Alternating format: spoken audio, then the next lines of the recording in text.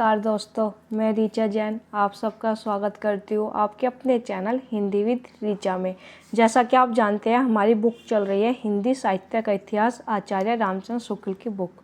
और मैंने आपको बताया था कि कल हमारा जो है भक्ति काल कंप्लीट हो गया था, तो आज हम रीतिकाल शुरू करेंगे।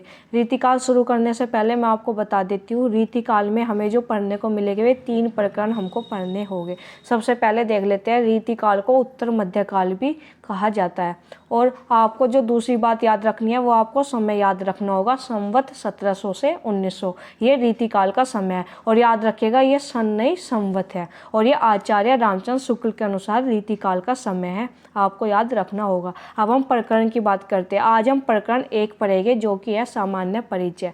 प्रकरण 2 में रीति ग्रंथकार कवि पढ़ने को हमको मिलेंगे, और प्रकरण 3 में रीतिकाल के अन्य कवि। मैं आपको बता देती हूँ प्रकरण 1 तो है काफ़ी छोटा जो आज ही पूरा हो जाएगा हमारा, पर प्रकरण 2 और प्रकरण 3 काफ़ी बड़े बड़े ये प्रकरण हैं और ज़्यादा राइटर इनमें है, तो इनमें आपको धैर्य रखना होगा क्योंकि रीतिकाल आचार्य रामचंद्र शुक्ल की बुक में सबसे बड़ा है, तो आपको धैर्य के साथ पढ़ना होगा। तो आज हम शुरू करेंगे अपना रीतिकाल का प्रकरण 1 सामान्य परिचय। यहाँ पर मैंने आपको पहले ही बताया था कि जब हम सामान्य परिचय की बात करते हैं, आपको जब भी कोई नया काल शुरू होता है, जैसे आदिकाल में भी हमने प्रकरण 1 सामान्य परिचय का पढ़ा था, भक्ति काल में भी हमने प्रकरण 1 सामान्य परिचय का पढ़ा था। ये सामान्य परिचय होता क्या है, ये एक तरह से भूमिका होती है कि हम आने वाले प्रकरण में क्या पढ़ेंगे और कैसे रीतिकाल की शुरुआत हुई, क्या क्या उसमें प्रमुख था, ये सब हमको सामान्य परिचय में पढ़ने को मिलता है। तो अब हम शुरू करते हैं। मैं एक बार फिर बता देती हूँ, ये बुक है हिंदी साहित्य का इतिहास आचार्य रामचंद्र शुक्ल की बुक। और ये मैं बता दूं, ये मैंने अपनी ही बुक के पेज यहाँ पर रखे हुए हैं। यहाँ पर जब आप अपना रीतिकाल खोलेंगे तो आपको सबसे पहले यही देखने को मिलेगा। देखते हैं, रीतिकाल को उत्तर मध्यकाल भी कहा जाता है। प्रकरण 1 सामान्य परिचय, और जो मैंने आपको पहले भी बताया कि हमको समय याद रखना होगा 1700 से 1900, और याद रखिएगा ये संवत में है। अगर आपको सन में करना है तो आपको संवत में से 57 माइनस करोगे तो आपका सन निकल के आ जाएगा। अब हम पढ़ना शुरू करते हैं सामान्य परिचय। हिंदी काव्य अब पूर्ण प्रौढ़ता को पहुंच गया था। पहली ही लाइन इम्पोर्टेंट है, पूछी जा सकती है ये किस काल के विषय में कहा गया है, तो याद रखेगा हिंदी काव्य अब पूर्ण प्रौढ़ता को पहुंच गया था। संवत 1598 में कृपाराम थोड़ा बहुत रस निरूपण भी कर चुके थे। उसी समय के लगभग चरखारी के मोहन लाल मिश्र ने श्रृंगार सागर नामक एक ग्रंथ श्रृंगार संबंधी लिखा। नरहरि कवि के साथी कर्णेश कवि ने कर्णाभरण, श्रुतिभूषण और भूपभूषण नामक 3 ग्रंथ अलंकार संबंधी लिखे। रस निरूपण और अलंकार निरूपण का इस प्रकार सूत्रपात हो जाने पर केशव दास जी ने काव्य के सब अंग का निरूपण शास्त्रीय पद्धति पर किया। इसमें संदेह नहीं कि काव्य रीति का सम्यक समावेश पहले आचार्य केशव ने ही किया। अब हम एक बार मैं आपको फिर से इम्पोर्टेंट बता देती हूँ। सबसे पहले हम यहाँ ग्रंथ की बात करेंगे। यहाँ पर 4 ग्रंथ आए हैं। सबसे पहले आया है श्रृंगार सागर, ये किसका है, मोहनलाल मिश्र का। और मैं आपको बता दूँ, जब हम रीतिकाल पढ़ेंगे ना और जितने भी ग्रंथ आएंगे हमको ये भी याद रखना है कि वो ग्रंथ कैसा है, अलंकार संबंधी है, श्रृंगार संबंधी है, रस संबंधी है, हमको ये भी याद रखना होगा। एग्जाम में पूछा जाता है कि निम्न में से कौन सा अलंकार ग्रंथ है, कौन सा श्रृंगार रूपी ग्रंथ है, ये सब पूछे जाते हैं एग्जाम में। तो अब यहाँ पर हम देखते हैं, सबसे पहले ग्रंथ आया है श्रृंगार सागर जो कि है मोहनलाल मिश्र का, और ये नाम से ही प्रतीक हो रहा है कि ये श्रृंगार संबंधी है। तो आप जहाँ पर अपने नोट्स बना रहे हो वहाँ पर नोट कर लीजिएगा। फिर हम बात करते हैं अगले ग्रंथ की। ये 3 ग्रंथ है, कर्णाभरण, श्रुतिभूषण और भूपभूषण। ये 3 ग्रंथ किसके हुए, कर्णेश कवि के। और ये कैसे ग्रंथ है, अलंकार ग्रंथ। मैं आपको बता दूं, जब पीछे आपको किसी ग्रंथ में भरण या भूषण पढ़ने को मिलेगा तो आप समझ जाइएगा ये अलंकार वाला ग्रंथ है, यानी ये अलंकार संबंधी ग्रंथ है। तो ऐसे ही हमारे 4 ग्रंथ हुए, श्रृंगार सागर, कर्णाभरण, श्रुतिभूषण और भूपभूषण। ये आप नोट कर लीजिएगा। अब हम देखते हैं कोटेशन। मैंने एक तो ये आपको शुरू में ही बताई, ये कोटेशन इंपॉर्टेंट है।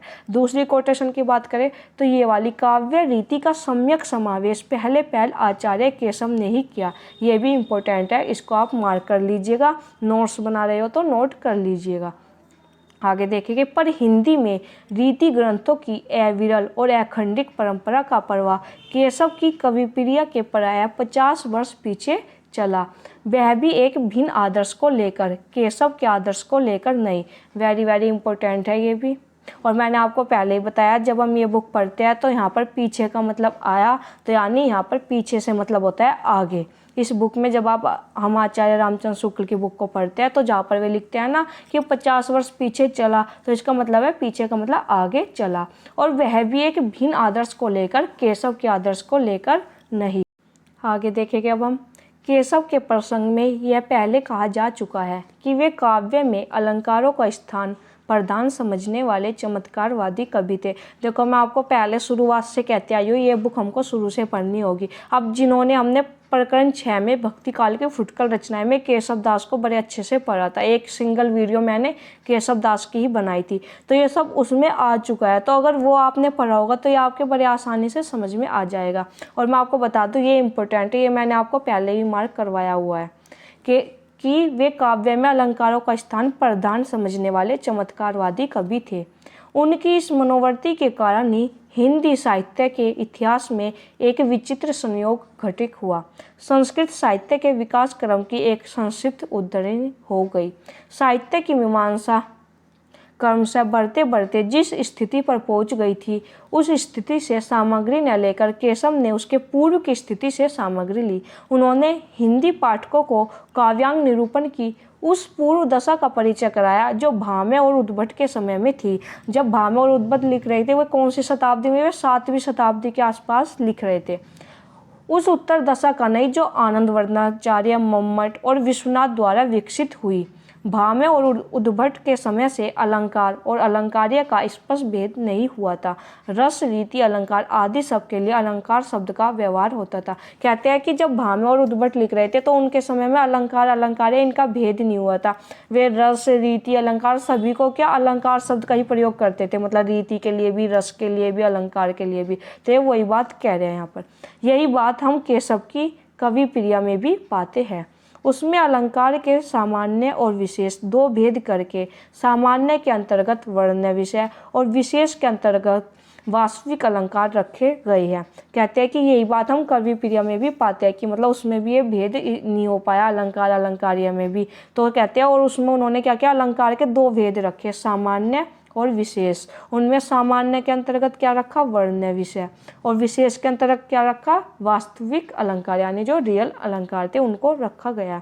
इसमें जो इम्पोर्टेंट है आपको ये याद रखना होगा, ये भी समझने का है कि जो मतलब वे बताना चाह रहे हैं केशव दास ने किसका अनुकरण किया है, जो भावे उद्भट लिख रहे थे उनका, ना कि उनका जो आनंदवर्धनाचार्य, मम्मट वगैरह लिख रहे थे। यहाँ पर इन्होंने बताया। आगे देखते हैं।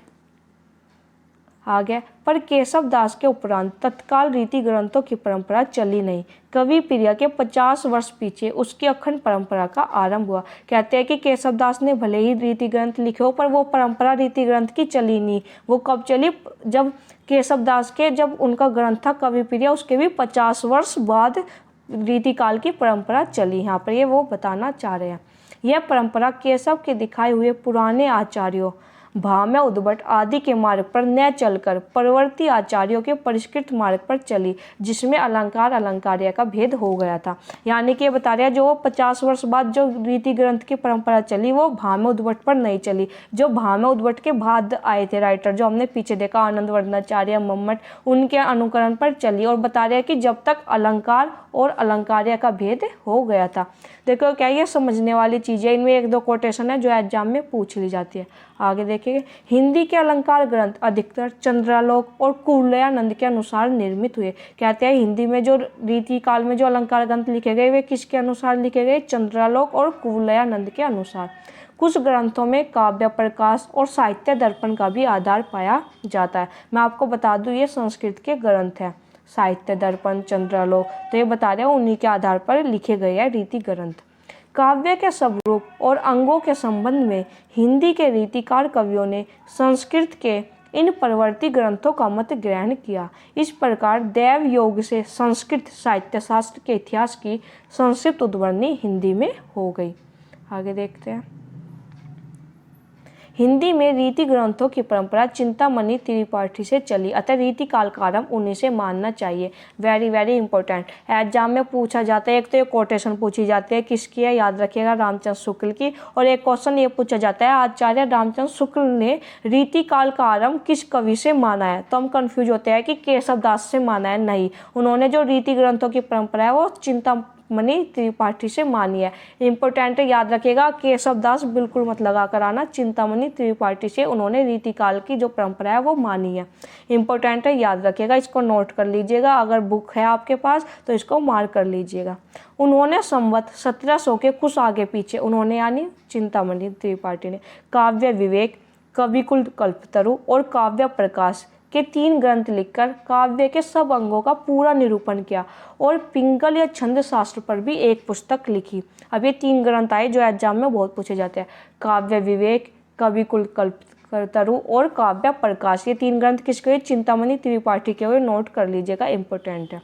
उसके उपरांत तो लक्षण ग्रंथों की भरमार सी होने लगी। कवियों ने कविता लिखने की एक प्रणाली ही बना ली कि पहले दोहे में अलंकार या रस का लक्षण लिखना, फिर उसके उदाहरण के रूप में कविता या सवैया लिखना। हिंदी साहित्य में यह अनूठा दृश्य खड़ा हुआ। संस्कृत साहित्य में कवि और आचार्य 2 भिन्न भिन्न श्रेणियों के व्यक्ति रहे। हिंदी काव्य क्षेत्र में यह भेद लुप्त सा हो गया। यानी मैं बता देते हैं कि जो संस्कृत साहित्य लिख रहे थे, जब कवि और आचार्य में भेद था, दोनों अलग अलग श्रेणियों के व्यक्ति थे, कवि अलग थे और आचार्य अलग थे। पर जब हिंदी काव्य क्षेत्र में ये क्या हुआ कि यह भेद लुप्त सा हो गया। इस एकीकरण का प्रभाव अच्छा नहीं पड़ा। आचार्यत्व के लिए जिस सूक्ष्म विवेचन और या पर्यालोचन शक्ति की अपेक्षा होती है उसका विकास नहीं हुआ। कवि लोग एक ही दोहे में अपर्याप्त लक्षण देकर अपने कवि क्रम में प्रवृत्त हो जाते थे। काव्यांगों का विस्तृत विवेचन, तर्क द्वारा खंडन मंडन, नए नए सिद्धांतों का प्रतिपादन आदि कुछ भी न हुआ। इसका कारण यह भी था कि उस समय गद्य का विकास नहीं हुआ था। जब हम गद्य की बात करते हैं तो आधुनिक काल में जाके गद्य का विकास हुआ था हिंदी में। तो यहाँ पर वही कह रहे हैं कि इसका एक जो कारण था वो ये भी था कि उस समय तक गद्य का विकास नहीं हुआ था। जो लिखा जाता था वह पद्य में ही लिखा जाता था। पद्य में किसी बात की सम्यक मीमांसा या उस पर तर्क वितर्क हो नहीं सकता। इस अवस्था में चंद्रालोक की यह पद्धति ही सुगम दिखाई पड़ी कि एक श्लोक या एक चरण में ही लक्षण कहकर छुट्टी ली। इसमें जो इम्पोर्टेंट है, इम्पोर्टेंट मैं आपको बता देती हूँ। जो आपको इम्पोर्टेंट है वो आपके शुरू की ही लाइनें हैं जो आपको, जिनके आपको नोट्स बनाने होंगे। आगे देखते हैं। आ गया। उपयुक्त बातों पर ध्यान से ये स्पष्ट हो जाता है कि हिंदी में लक्षण ग्रंथ की परिपाटी पर रचना करने वाले जो सैकड़ों कवि हुए हैं वे आचार्य की कोटि में नहीं आ सकते। इंपॉर्टेंट है, कोटेशन याद रखिएगा, पूछी जाती है। जो ये सामान्य परिचय में जितनी भी कोटेशन जो मैं आपको बता रही हूँ ये पूछी भी गई है एग्जाम में, तो आप इसको ध्यान से देखिएगा, मार्क कर लीजिएगा। ये एक जगह सारी कोटेशन लिख लीजिएगा तो ज़्यादा आसानी होगी एग्जाम के टाइम में रिवीजन करने में आपको। तो जैसे आपको अच्छा लगे, जैसे आपको सुविधा हो, आप ऐसे कर लीजिएगा। वे वास्तव में कवि ही थे, उनमें आचार्य के गुण नहीं थे। कहते हैं कि जितने भी ये सैकड़ों कवि हुए जिन्होंने रचना की वे आचार्य की कोटि में नहीं आ सकते। वे वास्तव में कवि ही थे, उनमें आचार्य के गुण नहीं थे। उनके अपर्याप्त लक्षण साहित्य शास्त्र का सम्यक बोध कराने में असमर्थ है। बहुत स्थलों पर तो उनके द्वारा अलंकार आदि के स्वरूप का भी ठीक ठीक बोध नहीं हो सकता। कई तो उदाहरण भी ठीक नहीं है। शब्द शक्ति का विषय तो 2 ही 4 कवियों ने नाम मात्र के लिए लिया है, जिससे उस विषय का बोध होना तो दूर रहा, कहीं भ्रांत धारणा अवश्य उत्पन्न हो सकती है। काव्य के साधारणतः 2 भेद किए जाते हैं, श्रव्य और दृश्य। इनमें से दृश्य काव्य का निरूपण तो छोड़ ही दिया गया। सारांश यह है कि इन रीतियों पर ही निर्भर रहने वाले व्यक्ति का साहित्य ज्ञान कच्चा ही समझा जाना चाहिए। इम्पोर्टेंट है। यह सब लिखने का अभिप्राय यहाँ केवल इतना ही है कि यह न समझा जाए कि रीति काल के भीतर साहित्य शास्त्र पर गंभीर और विस्तृत विवेचन तथा नई नई बातों की उद्भावना होती रही। आगे बढ़ते हैं। केशव दास के वर्णन में यह दिखाया जा चुका है कि उन्होंने सारी सामग्री कहाँ से ली। आगे होने वाले लक्षण ग्रंथकार कवियों ने भी सारे लक्षण और भेद संस्कृत की पुस्तकों से लेकर लिखे हैं, जो कहीं अपर्याप्त है। कह रहे हैं कि केशव दास ने जो अपने ग्रंथ लिखे, कवि प्रिय लिखा विज्ञान, तो कहते हैं उन्होंने वे कहाँ से लक्षण लिए थे, संस्कृत की किताबों से लिए थे। और ये एग्जाम में पूछा भी जाता है, वो आता है ना कि केशव दास के विषय में क्या सही था क्या नहीं था, तो उसमें ध्यान रखिएगा इन्होंने जो इनके ग्रंथ है उनके जो उन्होंने लक्षण लिए वे संस्कृत की किताबों से लिए हैं। इंपॉर्टेंट है, याद रखिएगा। अपनी ओर से उन्होंने न तो अलंकार क्षेत्र में कुल मौलिक विवेचन किया, न रस क्षेत्र में। काव्यांगों का विस्तृत समावेश दास जी ने अपने काव्य निर्णय में किया। दास जी मैंने आपको कल भी बताया था, इनका मतलब है भिखारी दास से, क्योंकि आप दास जी पढ़ के आपका ध्यान तुलसीदास या सूरदास की तरफ जा सकता है। तो याद रखिएगा, अगर आप आचार्य रामचंद्र शुक्ल की बुक में दास जी शब्द पढ़ते हैं तो याद रखिएगा यहाँ पर भिखारी दास की बात हो रही है। और भिखारी दास का ग्रंथ है काव्य निर्णय, इंपॉर्टेंट है। सामान्य परिचय में जितने भी ग्रंथ आए हैं वे सब इंपॉर्टेंट है। आप खुद PYQ देख लीजिए, किसी भी एग्जाम के हिंदी साहित्य से रिलेटेड आप देख लीजिएगा। रीतिकाल के जो ग्रंथ है जो सामान्य परिचय में आए हुए हैं वे बार बार एग्जाम में पूछे गए हैं, तो आप नोट कर लीजिएगा। भिखारी दास का ग्रंथ है काव्य निर्णय।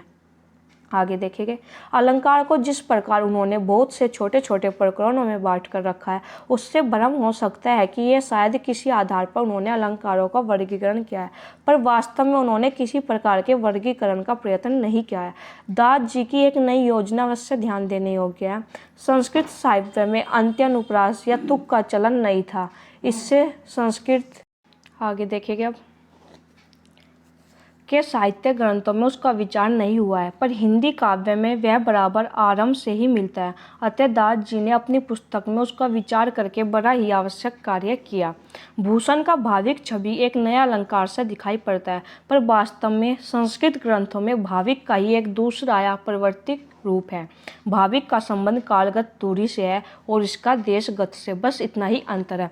अब आप यहाँ पर ये इम्पोर्टेंट है, देख लीजिएगा। जो भूषण है उन्होंने एक नया अलंकार है, उसमें भाविक छवि और उसका संबंध किससे है, याद रखिएगा, देशगत से। और जो संस्कृत का अलंकार है भाविक, उसका संबंध कैसे है, कालगत दूरी। तो आप ऐसे लिख सकते हैं यहाँ पर, भूषण भाविक छवि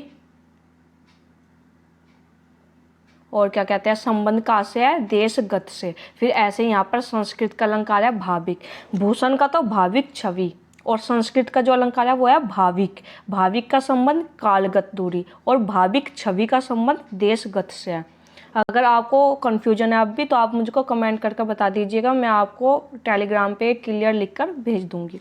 आगे देखते हैं, दास जी की अतिशयोक्ति के 5 नहीं दिखाई पड़ने वाले भेदों में से 4 तो भेदों के भिन्न योग हैं। 5वां संभावना अतिशयोक्ति तो संबंध अतिशयोक्ति ही है। देव कवि का संचारियों के बीच छल बढ़ा देना कुछ लोगों को नई सूझ समझ पर आया। उन्हें समझना चाहिए कि देव ने जैसे और सब बातें संस्कृत की रस तरंगिनी से ली है। रस तरंगिनी ये संस्कृत का ग्रंथ है। कहते हैं देव ने अपनी जो ग्रंथ है जो लिखे है वो कहाँ से लिया है, जो उसमें बातें हैं वे संस्कृत का जो ग्रंथ है रस तरंगिनी से ली है। वैसे यह छल भी, सच पूछिए तो छल का अंतर्भाव अभिहिता में हो जाता है। इस बात का संकेत पहले किया जा चुका है कि हिंदी के पद्यवद लक्षण ग्रंथों में दिए हुए लक्षणों और उदाहरणों में बहुत जगह गड़बड़ी पाई जाती है, जो कि हमने अभी पीछे देखी थी। अब इस गड़बड़ी के संबंध में 2 बातें कही जा सकती हैं। या तो यह कहिए कि कवियों ने अपना मतभेद प्रकट करने के लिए जानबूझकर भिन्नता कर दी है, अथवा प्रमादवश और का और समझकर मतभेद को तब कहा जाता जब कहीं कोई नूतन विचार पद्धति मिलती। अतः दूसरा कारण ही ठहरता है। कुछ उदाहरणों से यह स्पष्ट हो जाएगा। देखते हैं वे उदाहरण।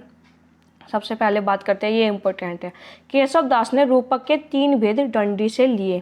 याद रखिएगा, केशव रूपक जो है रूपक अलंकार है तो उसी की बातें कर रहे हैं। जो रूपक अलंकार के 3 भेद है, कहते हैं केशव दास ने वे कहाँ से लिए, डंडी से लिए। क्या है वे 3 भेद, याद रखिएगा, अद्भुत रूपक, विरुद्ध रूपक और रूपक रूपक। इनमें से प्रथम का लक्षण भी स्वरूप व्यक्त नहीं करता और उदाहरण भी अधिक तादृप्य रूपक का हो गया। विरुद्ध रूपक भी डंडी से नहीं मिलता और रूपक अतिशयोक्ति हो गया। रूपक रूपक डंडी के अनुसार वहाँ होता है जहाँ प्रस्तुत पर एक अप्रस्तुत का आरोप करके फिर दूसरे अप्रस्तुत का आरोप का भी आरोप कर दिया जाता है। इम्पोर्टेंट है, पूछ लिया जाए ये परिभाषा किस अलंकार, तो याद रखिएगा रूपक, रूपक की ये परिभाषा है। केशव के न तो लक्षण से यह बात प्रकट होती है न उदाहरण से। उदाहरण में डंडी के उदाहरण का ऊपरी ढांचा भर झलकता है पर असल बात का पता नहीं है। इससे है कि बिना ठीक तात्पर्य समझे ही लक्षण और उदाहरण हिंदी में दे दिए गए हैं। दूसरा उदाहरण हम देखेंगे। यहाँ पर ही आपको याद रखने होंगे 3 प्रकार है, अद्भुत रूपक, विरुद्ध रूपक और रूपक रूपक। आ गया दूसरा, भूषण क्या प्राय सब हिंदी कवियों ने भ्रम, संदेश, स्मरण, अलंकारों के लक्षणों में साध रस की बात छोड़ दी है। इससे बहुत जगह उदाहरण अलंकार के न होकर भाव के हो गया। भूषण का उदाहरण सबसे गड़बड़ है। तीसरा उदाहरण हम देखेंगे। शब्द शक्ति का विषय दास ने थोड़ा सा लिया है पर उससे कुछ भी बोध नहीं हो सकता। उपादान लक्षण का लक्षण भी विलक्षण है और उदाहरण भी असंगत। उदाहरण से साफ झलकता है कि इस लक्षण का स्वरूप ही समझने में भ्रम हुआ है, जबकि काव्यांगों का स्वतंत्र विवेचन ही नहीं हुआ। तब तरह तरह के वाद कैसे प्रतिष्ठित होते। संस्कृत साहित्य में जैसे अलंकारवाद, रीतिवाद, रसवाद, ध्वनिवाद, वक्रोक्तिवाद इत्यादि अनेक वाद पाए जाते हैं, वैसे वादों के लिए हिंदी की रीति क्षेत्र में रास्ता ही नहीं निकला। केशव को यह अलंकार आवश्यक मानने के कारण अलंकारवादी कह सकते हैं। केशव के उपरांत रीति काल में होने वाले कवियों ने किसी वाद का निर्देश नहीं किया। वे रस को ही काव्य की आत्मा या प्रधान वस्तु मानकर चले।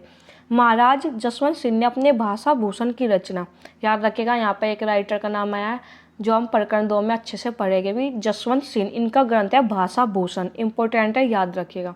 कहते हैं महाराज जसवंत सिंह ने अपने भाषा भूषण की रचना चंद्रालोक के आधार पर की। यह भी पूछा जाता है जो ये भाषा भूषण ग्रंथ है इसकी रचना किस ग्रंथ के आधार पर की गई, तो याद रखिएगा चंद्रालोक। आगे देखेंगे अब हम, आप ये नोट कर लीजिएगा जसवंत सिंह का ग्रंथ है भाषा भूषण और किस ग्रंथ के आधार पर लिखा गया है, चंद्रालोक। आगे अब, इन रीति ग्रंथों के कर्ता भावुक, सहृदय और निपुण कवि थे। इनका उद्देश्य कविता करना था, न कि काव्यांगों का शास्त्रीय पद्धति पर निरूपण करना। इंपॉर्टेंट कोटेशन है, नोट कर लीजिएगा। अतः उनके द्वारा बड़ा भारी कार्य यह हुआ कि रसों और अलंकारों के बहुत ही सरस और हृदयग्राही उदाहरण अत्यंत प्रचुर परिमाण में प्रस्तुत हुए। ऐसे सरस और मनोहर उदाहरण संस्कृत के सारे लक्षणों से चुनकर इकट्ठा करें तो भी उनकी इतनी अधिक संख्या न होगी। अलंकारों की अपेक्षा नायिका भेद की ओर कुछ अधिक झुकाव रहा। इससे श्रृंगार रस के अंतर्गत बोध मुक्तक रचना हिंदी में हुई। इस रस का इतना अधिक विस्तार हिंदी साहित्य में हुआ कि इसके एक अंक को लेकर स्वतंत्र ग्रंथ रचे गए। किसे, श्रृंगार रस की यहाँ पर बात हो रही है। इस रस का सारा वैभव कवियों ने नायिका भेद के भीतर दिखाया। रस ग्रंथ वास्तव में नायिका भेद के ही ग्रंथ हैं और जिनमें और दूसरे रस पीछे से संक्षेप में चलते कर दिए गए हैं। नायिका श्रृंगार रस का आलंबन है। इन आलंबन के अंगों का वर्णन एक स्वतंत्र विषय हो गया और न जाने कितने ग्रंथ केवल नख वर्णन के लिखे गए, जो कि हम आगे देखेंगे। रीतिकाल में बहुत सारे ग्रंथ हैं जो इन पर लिखे गए हैं। इसी प्रकार उद्दीपन के रूप में ऋतु वर्णन पर भी कई अलग पुस्तकें लिखी गई। विप्लव संबंधी 12 मासी भी कुछ कवियों ने लिखे। रीति ग्रंथों की इस परंपरा द्वारा साहित्य के विस्तृत विकास में कुछ बाधा भी पड़ी। प्रकृति की अनेक रूपता, जीवन की भिन्न भिन्न चिंता बातों और जगत के नाना रहस्यों की ओर कवियों की दृष्टि नहीं जाने पाई। कहते हैं कि वे नायिका भेद, श्रृंगार रस इनमें उलझे रह गए। जो और अलग चीज़ें थी जैसे प्रकृति की अनेक रूपता, जीवन की भिन्न भिन्न चिंता, जगत के जो अनेक रहस्य थे उनमें कवियों की दृष्टि नहीं जाने पाई। वे एक ही जगह पर रह गए। वे एक प्रकार से बद्ध और परिमित सी हो गई। उसका क्षेत्र संकुचित हो गया। वाग्धारा बंधी हुई नालियों में ही प्रवाहित होने लगी, जिससे अनुभव के बहुत से गोचर और अगोचर विषय होकर सामने आने से रह गए। दूसरी बात यह हुई कि कवियों की व्यक्तिगत विशेषता की अभिव्यक्ति का अवसर बहुत ही कम रह गया। कुछ कवियों के बीच भाषा शैली, पद विन्यास, अलंकार विधान आदि भारी बातों का भेद हम थोड़ा बहुत दिखा सके, पर उनकी अभ्यंतर प्रवृत्ति के अन्वेषण में समर्थ उच्च कोटि की आलोचना की सामग्री बहुत कम पा सकते हैं। आगे देखेगा हम, रीतिकाल में एक बड़े भारी अभाव की पूर्ति हो जानी चाहिए थी, पर वह नहीं हुई। भाषा जिस समय सैकड़ों कवियों द्वारा परिमार्जित होकर प्रौढ़ता को पहुंची, उसी समय व्याकरण द्वारा उसकी अवस्था होनी चाहिए थी। जिससे उस चयुत संस्कृति दोष का निराकरण होता जो ब्रजभाषा काव्य में थोड़ा बहुत सर्वत्र पाया जाता है, और नहीं तो वाक्य दोषों का पूर्ण रूप से निरूपण होता, जिससे भाषा में कुछ और सफाई आती। बहुत थोड़े कवि ऐसे मिलते हैं, यहाँ पे बहुत थोड़े कवि ऐसे मिलते हैं जिनकी वाक्य रचना सुव्यवस्थित पाई जाती है। भूषण अच्छे कवि है, जिस रस को उन्होंने लिया उसका पूरा आवेश उनमें था, पर भाषा उनके अनेक स्थलों पर सदोष है। इम्पोर्टेंट है, नोट कर लीजिएगा। यदि शब्दों के रूप स्थिर हो जाते और शुद्ध रूपों के प्रयोग पर जोर दिया जाता तो शब्दों को तोड़ मरोड़ कर विकृत करने का साहस कवियों को न होता, पर इस प्रकार की कोई व्यवस्था नहीं हुई, जिससे भाषा में बहुत कुछ गड़बड़ी बनी रही। भाषा की गड़बड़ी का एक कारण ब्रज और अवधि इन दोनों काव्य भाषाओं का कवि की इच्छानुसार सम्मिश्रण भी था। कहते हैं जो भाषा की गड़बड़ी हुई उसका एक कारण क्या था, ब्रज और अवधि ये दोनों काव्य भाषाएं थी और कवि इनका अपने अनुसार ही मिश्रण कर देते थे, तो कहते हैं इसके कारण भी भाषा की गड़बड़ी हुई। यद्यपि एक समान साहित्यिक भाषा किसी प्रदेश विशेष के प्रयोगों तक ही परिमित नहीं रह सकती, पर वह अपना ढांचा बराबर बनाए रहती है। काव्य की ब्रजभाषा के संबंध में भी अधिकतर यही बात रही। सूरदास की भाषा में यह तत्र पूर्वी प्रयोग जैसे मोर, हमार, कीन, जस इत्यादि बराबर मिलते हैं। बिहारी की भाषा भी कीन, दीन आदि से खाली नहीं। रीति ग्रंथों का विकास अधिकतर अवध में हुआ। इम्पोर्टेंट है। अतः इस काल में काव्य की ब्रजभाषा में अवधि के प्रयोग और अधिक मिले। इस बात को किसी कवि ने लक्ष्य भी किया। दास जी ने अपने काव्य निर्णय में काव्य भाषा पर भी कुछ दृष्टिपात किया। मिश्रित भाषा के समर्थन में वे कहते हैं, ये इंपॉर्टेंट है, किसका, ये भिखारी दास का है। और कौन से ग्रंथ का है भिखारी दास के, काव्य निर्णय का है। आगे दोहों में मागधी शब्द से पूर्वी भाषा का अभिप्राय है। अवधि अर्ध मागधी से निकली मानी जाती है और पूर्वी हिंदी के अंतर्गत आती है। इंपॉर्टेंट है लाइन। ये तो जब आप भाषा परिवार पढ़ेंगे उसमें भी हमको पढ़ने को मिलता है कि जो अवधि है वो अर्ध मागधी से निकली है, और जो अर्ध मागधी है वो किसके अंतर्गत आती है, वो पूर्वी हिंदी के अंतर्गत आती है। जबा दाने के लिए ब्रज का निवास आवश्यक नहीं है। आप्त कवियों की बानी भी प्रमाण है। इस बात को दास जी ने कहा है। ये भी इंपॉर्टेंट है। ये दोनों दोहे किसके हैं, भिखारी दास के है। आगे बढ़ते हैं। आगे मिली जुली भाषा के प्रमाण में दास जी कहते हैं कि तुलसी और गंग तक ने जो कवियों के शिरोमणि हुए हैं ऐसी भाषा का व्यवहार किया है। ये हमने कल भी देखी थी पंक्ति और आज फिर देख रहे हैं। किसकी है, ये भिखारी दास के। 3 पंक्ति आई भिखारी दास की, 2 हमने पहले देखी और एक ये सबसे ज़्यादा इंपॉर्टेंट है। ये हमने कल भी देखी थी, और जो पंक्ति एक ही बुक में 2-3 बार आ रही है ना, वो आप खुद समझ जाइए कितनी इंपॉर्टेंट है। तो इसको तो भूलने का सवाल ही पैदा नहीं होता, बिल्कुल आप याद रखिएगा। आ गया इस सीधे साधे दोहे का जो ये अर्थ ले कि तुलसी और गंग इसलिए कवियों के सरदार हुए कि उनके काव्यों में विविध प्रकार की भाषा मिली है, उनकी समझ को क्या कहा जाए। दास जी ने काव्य भाषा के स्वरूप का जो निर्णय किया वह कोई 100 वर्षों की काव्य परंपरा के पर्यालोचन के उपरांत। अतः उनका स्वरूप निरूपण तो बहुत ही ठीक है। उन्होंने काव्य भाषा ब्रज भाषा ही कही है, जिसमें भाषाओं के शब्दों का भी मेल हो सकता है, पर भाषा संबंधी और अधिक मीमांसा न होने के कारण कवियों ने अपने को अन्य बोलियों के शब्दों तक ही परिमित नहीं रखा। उनके कारक चिन्हों और क्रिया के रूपों का भी वे मनमाना व्यवहार बराबर करते रहे। ऐसा वे केवल सौंदर्य की दृष्टि से करते थे, किसी सिद्धांत के अनुसार नहीं। करना के भूतकाल के लिए वे छंद की आवश्यकता के अनुसार कियो, कीना, करियो, करियो, कीन, यहाँ तक कि किए तक रखने लगे। इसका परिणाम यह हुआ कि भाषा को वह स्थिरता न प्राप्त हो सकी जो किसी साहित्यिक भाषा के लिए आवश्यक है। रूपों के लिए होने से यदि कोई विदेशी काव्य की ब्रजभाषा का अध्ययन करना चाहे तो उसे कितनी, यहाँ पर मैं आपको बता दूँ, ऐसी भी एक समझने की चीज़ें आप पढ़ते हुए चलिए। जो इम्पोर्टेंट है वो यहाँ पर ये इम्पोर्टेंट है, इसको आप याद रखिएगा, ये एग्जाम में पूछने वाला सवाल है। यहाँ से आगे बढ़ते हैं। कहते हैं यदि कोई विदेशी काव्य की ब्रजभाषा का अध्ययन करना चाहे तो उसे कितनी कठिनता होगी। भक्ति काल की प्रारंभिक अवस्था में भी किस प्रकार मुसलमानों के संसर्ग से कुछ फारसी के शब्द और चलन भाव मिलने लगे थे, इसका उल्लेख हो चुका है। नामदेव और कबीर आदि की तो बात ही क्या, तुलसीदास जी ने भी गनी, गरीब, साहब इत्यादि, उम्रदराज आदि बहुत से शब्दों का प्रयोग किया। सूर में ऐसे शब्द अवश्य कम मिलते हैं। फिर फिर मुसलमानी राज्य की दृढ़ता के साथ साथ इस प्रकार के शब्दों का व्यवहार जो बढ़ता गया, त्यों त्यों कवि लोग उन्हें अधिकारी स्थान देने लगे। राजा महाराजाओं के दरबार में विदेशी और सभ्यता के व्यवहार का अनुकरण हुआ और फारसी के लच्छेदार शब्द वहाँ चारों ओर सुनाई देने लगे। अतः भाट या कवि लोग आयुष्मान और जय जयकार तक ही अपने को कैसे रख सकते थे। वे भी दरबार में खड़े होकर उमरदराज महाराज तेरी चाहिए पुकारने लगे। वक्त बुलंद आदि शब्द उनकी जबान पर भी नाचने लगे। यहाँ पर ये भाषा की बात हो रही है कि कैसे कैसे ये शब्द प्रयोग होने लगे। ये कोई इम्पोर्टेंट नहीं है, बस ये है कि हम इनको पढ़ते हुए एक बार निकल जाएंगे। आगे देखेंगे अब हम। यह तो हुई व्यवहारिक भाषा की बात। फारसी काव्य के शब्दों को भी थोड़ा बहुत कवियों ने अपनाना आरंभ किया। रीति काल में ऐसे शब्दों की संख्या कुछ और बढ़ी, पर यह देखकर हर्ष होता है कि अपनी भाषा की सरसता का ध्यान रखने वाले उत्कृष्ट कवियों ने कहीं कहीं बड़े बेढंगे तौर पर ऐसे विदेशी शब्द रखे हैं। कहीं कहीं खुशबोयान आदि। उनके विकृत शब्दों को देखकर तो एक प्रकार की विरक्ति सी होती है और उनकी कविता गवारों की रचना सी लगती है। शब्दों के साथ साथ कुछ थोड़े से कवियों ने इसकी शायरी की पूरी अलंकार सामग्री तक उठाकर रख ली है और उनके भाव भी बंध गए हैं।